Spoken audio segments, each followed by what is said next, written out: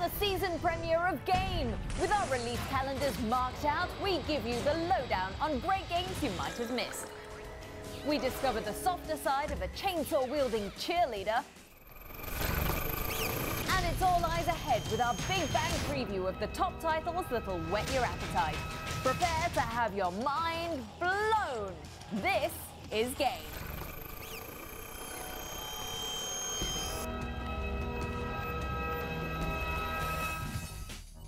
Salutations and a very warm welcome to Asia's favourite weekly dive into the exciting world of interactive entertainment. Missed me? Of course you did. Welcome to a brand spanking new season of Game. Now, we know you've had a dark couple of months without us, but fret not. We've come back with a show that's packed full of gaming goodness to make your knees go wobbly and your heart flutter like a butterfly. But enough of the girly analogies and time to get down to business and take a look at what's been shaking up the digital world. These are the headlines.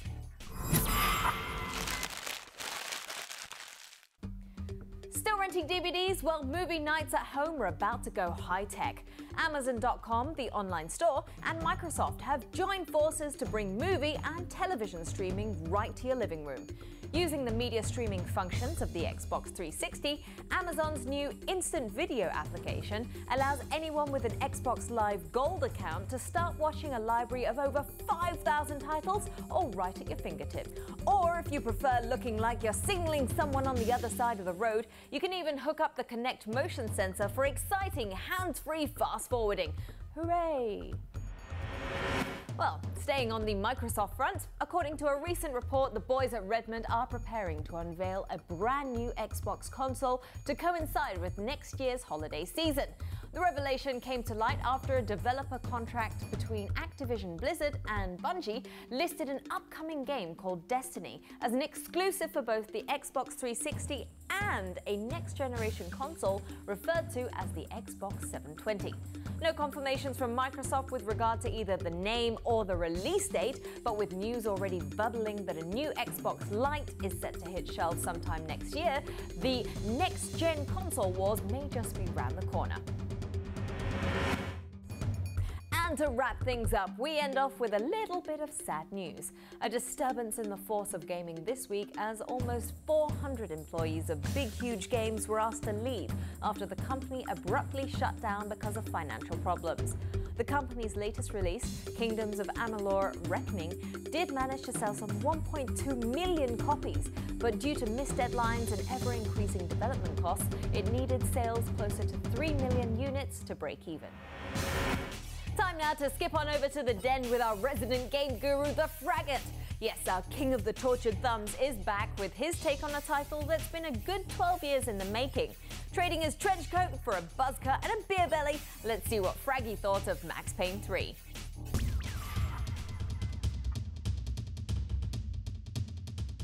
Hey ho gamers, Fraggy here, and it's great to be back in effect for yet another trip into the gaming cosmos. Now for today's gaming review, we're going to be checking out the sequel to one of my personal favorite video games, which unfortunately got released while we were off the air. No matter though, we've booked your ticket. So get your samba on, it's off to Brazil. This is Max Payne 3. Now if you're an old PC gamer, you're probably no stranger to this franchise. One of the most critically acclaimed action titles, Max Payne's claim to fame was that it was the first game to feature bullet time. You know, that slow motion effect which was made so legendary in movies like The Matrix. Fast forward some 9 years and Max, well, let's just say that life has not been good to our friend. Hopped up on a combination of painkillers and hard liquor, our one-time family man now finds himself hired as a personal bodyguard for the super rich in Brazil. A cushy job, so it seems, until events lead Max back to a life he thought he left behind.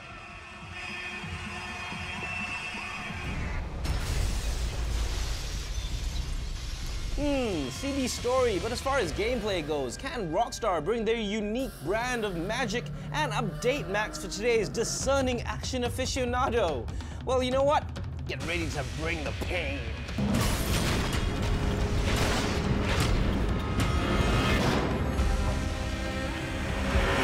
Now boot up Max Payne 3 and the first thing you'll notice are the graphics, which are nothing short of amazing.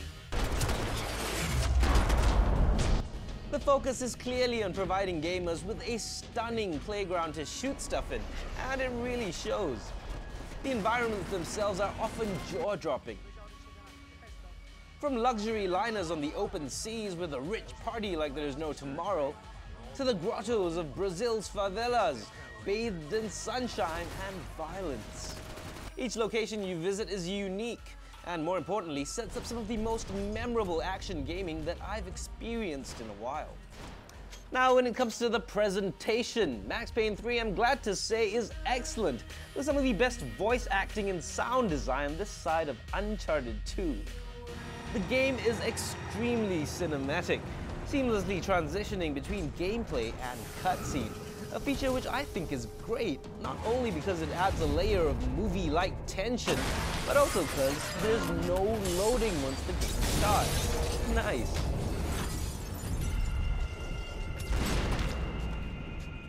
And finally, even though they made some pretty liberal changes to the game, like adding cover to the mix, I did like the general feel of the gameplay, which even old school fans like myself recognize as classic Max Payne. Now, I was initially concerned that the addition of cover would turn the game into a sort of pop-and-shoot clone.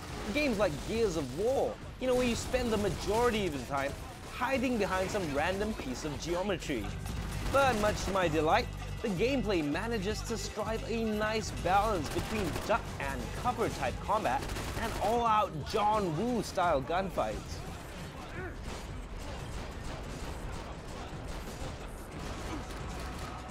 Now, the main issue I can see a lot of you guys having with Payne 3 is that despite its good looks and solid gameplay, the focus this time is extremely narrow. This is an action game through and through, so don't expect any puzzle-solving elements, or really, any gameplay that's outside of running, ducking, and shooting. Also, Payne 3 kinda celebrates old-school gaming with the return of health packs, or in Max's world, painkillers. So do note that unlike Call of Duty, hiding behind a wall for 5 seconds won't do anything to fix that bullet hole in your leg. Checkpoints can also be a little on the far side, which means that sometimes getting killed can result in you having to redo the last 15 or 20 minutes of a mission. All in all, I'm actually really pleased with Max's triumphant return, because Max Payne 3 is some of the most fun I've had with this series, ever. So much time has passed since we last saw our hero in action. I was actually beginning to believe that retirement suited Max more than a rehashed remake or sequel. But it seems like Rockstar have managed to do what all the new Star Wars films failed so miserably at. A sequel that's actually as good, if not better than the originals. With a gripping plot, movie-like action scenes, and the addition of a surprisingly full suite of multiplayer modes to the package. If you are the type of gamer who enjoys the unique catharsis that only exploding headshots can bring, you owe it to yourself to at least check this one out.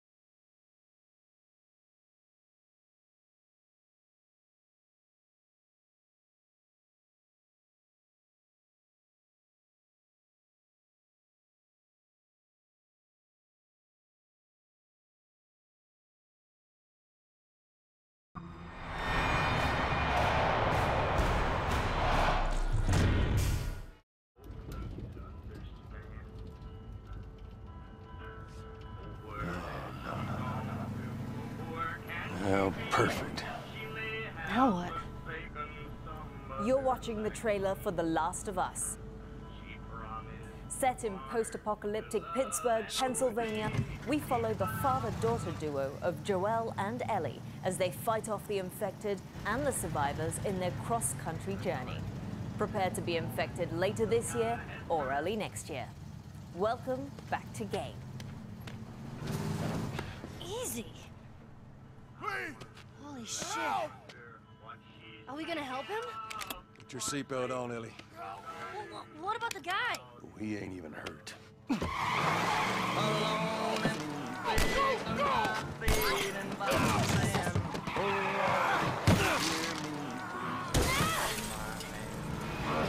good!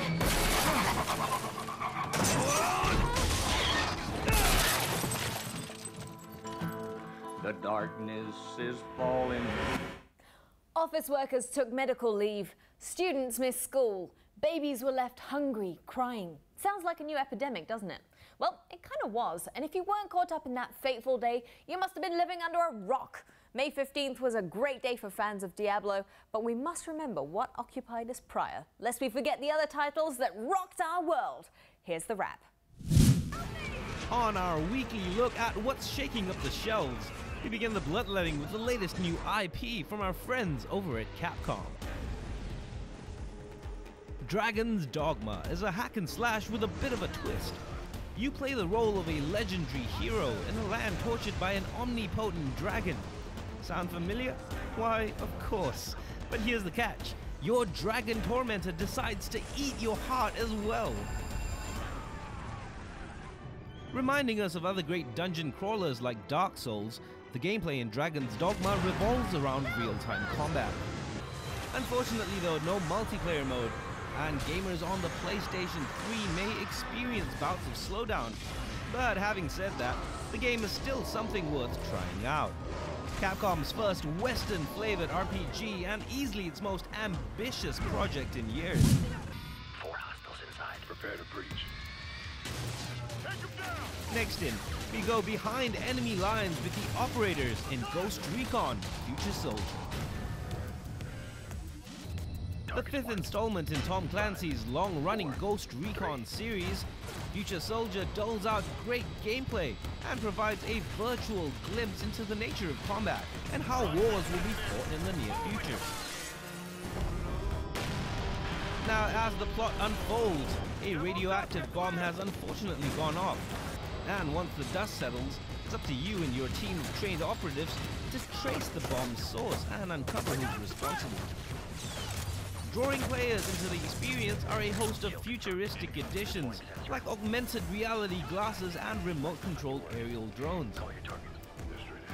Also, keep a lookout for optical camouflage, which renders players invisible as long as they move slowly. International espionage from the comfort of your living room couch. Ghost Recon Future Soldier is out now. And last but not least, as if you needed us to tell you, get your D3 on, cause Diablo is back. Breaking all sales records and selling out over 3.5 million copies in just its first day, it's back to the familiar lands of Sanctuary. Interesting additions in Part 3 include features like a random level and encounter generator, as well as a new and still unopened real money auction house, where people can sell and buy loot with cold hard cash. With an all-new rune system which allows players to freely swap between vastly different builds, and an intuitive drop-in drop-out multiplayer mode which allows you to easily set up a party to go questing. If you're into kiting monsters and talking builds and specs, the minions of hell await. From hexes and spells to delicious candy-colored vixens, time now to check in with the lovely Juliet in our inside look at Lollipop Chainsaw.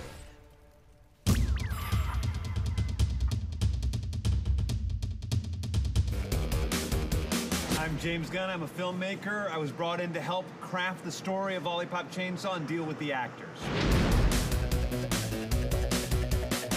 I'm 須田51。今回ロリポップチェーンソーのエグゼクティブディレクターをやってます。今回やはりゾンビゲームなので世界中のプレイヤーに人気があるんですけれども、今回やっぱりポップなゾンビゲームということで、ただバイオレンスじゃなくて、ただ血がたくさん出るんじゃなくて、でそんな時にゾンビを倒した時に首からバーッと血が出て、でその血のシャワーから虹が出たら、あ、これはちょっと新しいゲームができるんじゃないかなっていうところで、そういうイメージが出てきました。 Don't worry, it's only an explosion. Can't go too far with Lollipop Chainsaw. Our mission from the beginning was to never hold back. Everything was going to be as extreme as possible. I am getting so fat. And if people are going to like this game, they're going to like it because of the extremity. They're not going to like it because we held back in any way, and so we don't. This is truly a game for the fans.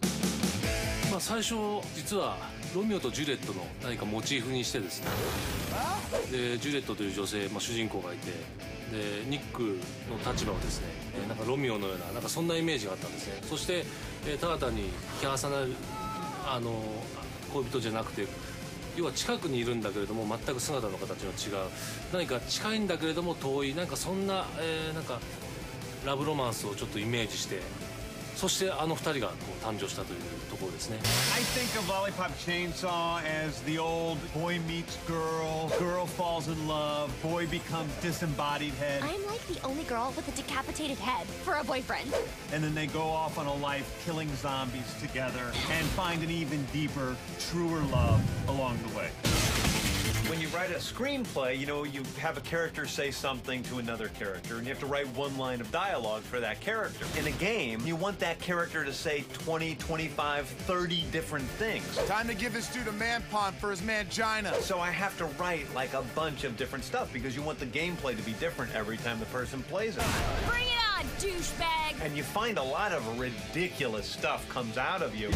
We have Juliet saying, "What the dick," all the time. What the dick is going on with all this crazy stuff? This little catchphrase we created for her, which is absolutely ridiculous and meaningless.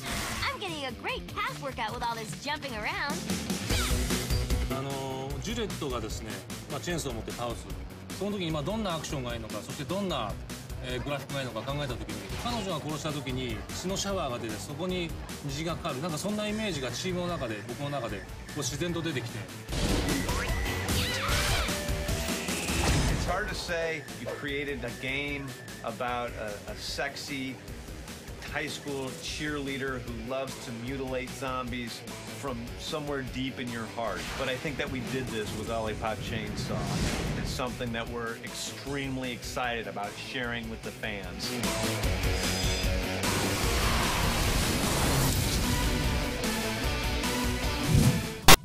I'm not quite sure what I think about carrying the decapitated head of my boyfriend around with me.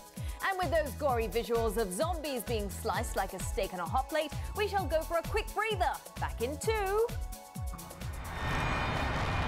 With an explosive look at titles soon to be spinning in a console near you. And games on the go, apps you'll want to attack. Only on Game.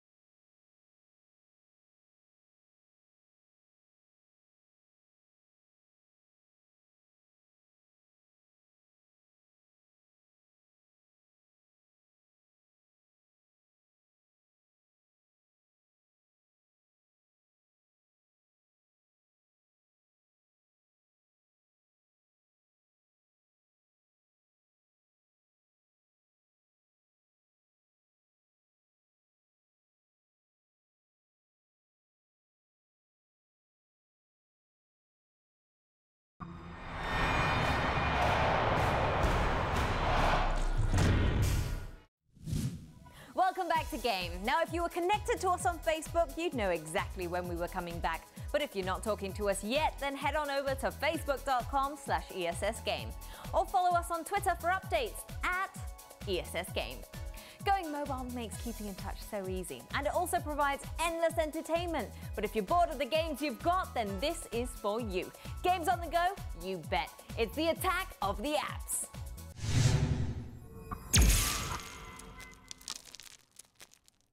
First up, it's one for all the armchair environmentalists among us as we take a look at an interesting new puzzler for the iOS. Light the Flower is a game all about bringing blossoms back to life by directing a beam of light from a nearby window onto them. The challenge here is to carefully aim the beam of light so it also lights up stars which are randomly placed around the room. Light more stars and you get a higher score. The game starts off simple, but as with all puzzlers, each new level ramps up the difficulty. Players can unlock new houses along the way, but if you're the impatient kind, all the content can be unlocked at 99 cents. Also new, a title all about saving pennies, one gas-guzzling lemon at a time. This is Traffic Wonder HD. A simple concept, just guide your vehicle to its destination using as little fuel as possible. Playing the game is easy, just use your finger to trace out the desired route, and once you're done, a simple push of the play button and they're off. But making your Sunday drive a little bit more challenging, each vehicle moves at a different speed, making for a few sticky encounters. A fun game which should prove hours of fun, Traffic Wonder HD is available on all iOS and Android devices right now. And to close up this season opening edition of App Attack, one of the best looking shooters available on mobile devices. Nova 3 is a sci-fi, first-person shooter with tons of personality and plenty of environmental variety. And if you haven't noticed, it's also pretty darn good to look at, especially if you're the owner of a fancy new iPad. Centered around intergalactic bug blasting, this sci-fi shooter comes with a good selection of weapons from sniper rifles to rocket launchers, to name a few. Now, the multiplayer mode may have a few kinks still to work out, like crippling lag on a few occasions, but if you're looking for a deep and engaging first-person shooter on the go, you cannot go far wrong with this one. Out now for iOS, Nova 3 can be purchased on the App Store right now.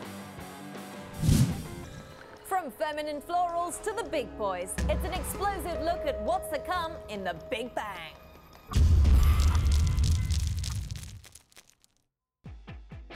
First in this week's Look Forward, we check in with an upcoming third-person shooter from the team over at Namco Bandai.